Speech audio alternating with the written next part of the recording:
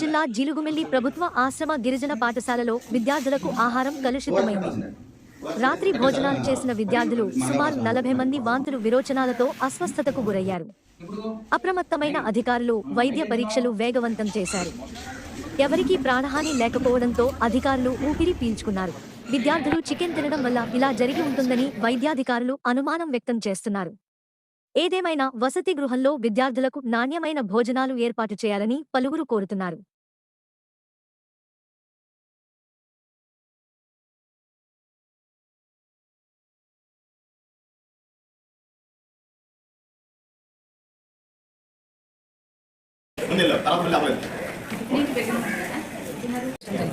అయితే చిన్నారులకి కొంచెం అస్వస్థతగా ఉందని మాకు రిపోర్ట్ వచ్చిన వెంటనే చూసాను. అయితే అందరికి జస్ట్ మైల్డ్ డిహైడ్రేషన్ 2 సార్లు 3 సార్లు విరోచనాలు.